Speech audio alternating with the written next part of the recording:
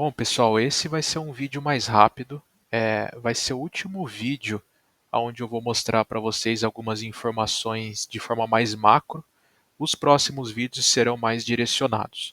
Então eu vou criar um cenário com um determinado problema e aí eu vou mostrar para vocês como a gente vai chegar na causa raiz, acessando diretamente a controladora ou o switch com base no que a gente aprendeu até agora aqui dentro da série. Aí lembrando, sem acessar o servidor de autenticação, servidor Radius/NAC. Para esse último vídeo vai ser algo bem rápido. Eu quero mostrar para vocês o que a gente consegue visualizar do lado do usuário, que não é muita coisa. E para isso eu estou utilizando esse robô aqui que se chama User Experience Insight. A gente chama ele de UXI. E eu estou usando ele em formato físico, que é esse equipamento em branco.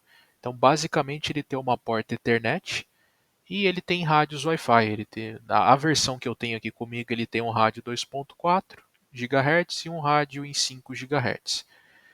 Tem uma versão mais recente, que foi lançada há alguns meses atrás, 2 meses atrás, na data desse vídeo, que já suporta rádios em 6 GHz, ou seja, ele fala Wi-Fi 6E. Então a ideia é que esse robô ele simule um usuário dentro da rede. Então eu conheço, por exemplo, algumas empresas que utilizam ele de forma fixa. Então instalam, por exemplo, em vários andares da rede e ele vai capturando informações 24/7 e plotando essas informações numa dashboard, que eu vou entrar nela daqui a pouco.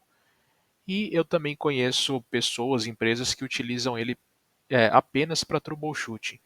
Então a empresa tem lá 2 ou 3 robôs e roda esses robôs para localidades que apresentam algum tipo de problema.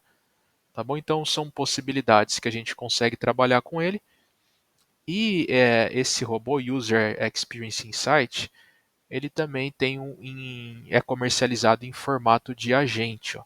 Deixa eu mostrar rapidinho aqui para vocês. Ó. Tem uma opção nova que a Aruba lançou, que é uma opção em formato para Android. Então, provavelmente, se vocês procurarem UXI no marketplace do Android, vocês vão encontrar já alguma coisa. E também tem uma versão do agente com uma parceria com a Zebra, que basicamente é um agente instalado dentro de um coletor da Zebra. Em ambos esses cenários, aqui Android e Zebra, ele vai reportar todas as informações de teste para essa dashboard.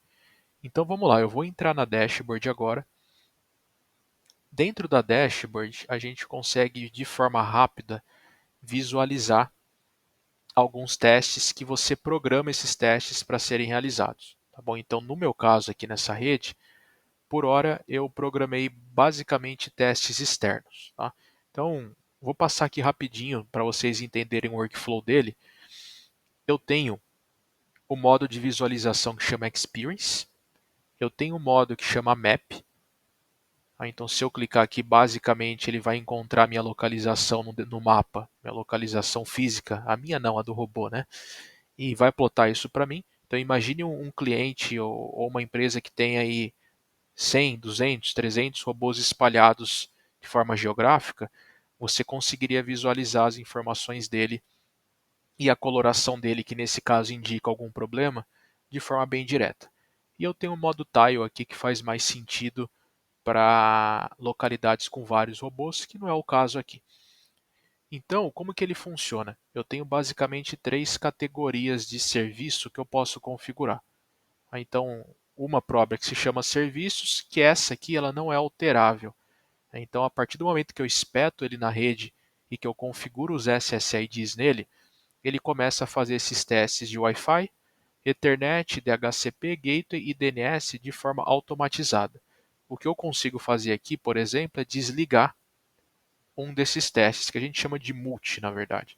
Então, por exemplo, eu sei que tem um problema aqui identificado na rede Wi-Fi e eu não vou resolver esse problema agora por N motivos. Eu posso dar um multi aqui.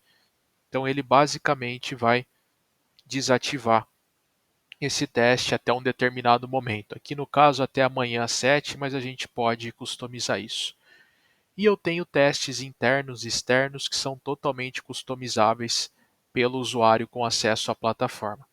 Então, nesse caso aqui, eu configurei testes externos para a Microsoft, tanto para o Office 365 quanto para o Teams, para outros serviços, Okta, Gira, o Fast.com, que talvez hoje é o site mais confiável para teste de banda, que é o site da Netflix. E se eu expandir, por exemplo, os testes, ele me traz informações. Então aqui, por exemplo, eu sei que eu tenho um throughput máximo nesses últimos testes de 153 megabits por segundo. Bom, e outras coisas mais que a gente consegue filtrar aqui nele. Mas enfim, o que eu queria mostrar para vocês basicamente é a questão do 802.1x do Wi-Fi. Então o que eu fiz aqui? Eu tenho duas redes configuradas, sendo que uma eu configurei de propósito a senha errada. Então eu vou acessar o equipamento, o sensor, e aí o que eu tenho aqui é a rede Picap Bridge, a Picap Tunnel e uma conexão Ethernet aqui direta no robô. Então a Picap Bridge eu setei um usuário errado, a Picap Tunnel está configurada de forma correta, então ele não está me gerando alerta. E aí vamos ver o que ele reportou para mim. Então, depois de alguns testes, ele reportou aqui que a autenticação 802.1x está recebendo timeout. Então, por que está recebendo timeout? É o que eu expliquei para vocês. É muito difícil de capturar algumas informações do lado do usuário. Então, fica meio nublado. O timeout pode ser várias coisas. Porém, como a comunicação no usuário, a gente utiliza o EAP POL, essa comunicação já é criptografada. Então, a gente não consegue enxergar muita coisa relacionada ao que está acontecendo. O que é interessante do robô? A partir do momento que ele identificou esse problema, tá, ele me gera alguns insights. Então ele me mostra aqui como que foi a associação dele, ele me mostra os certificados que ele recebeu no momento da autenticação, até a questão do timeout.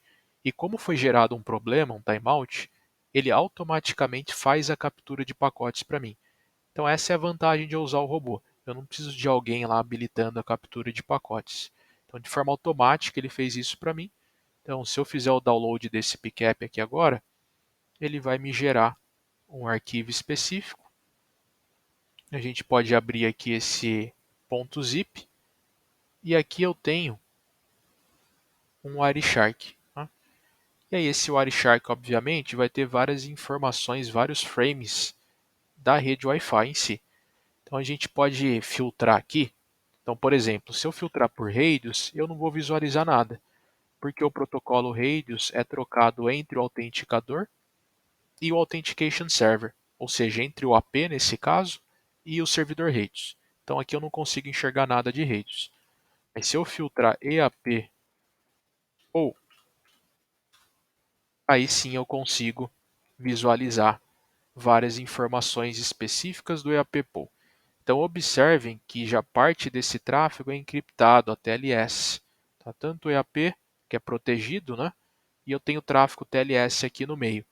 O que a gente consegue ver, por exemplo, ó, eu tenho um sucesso aqui em algum momento.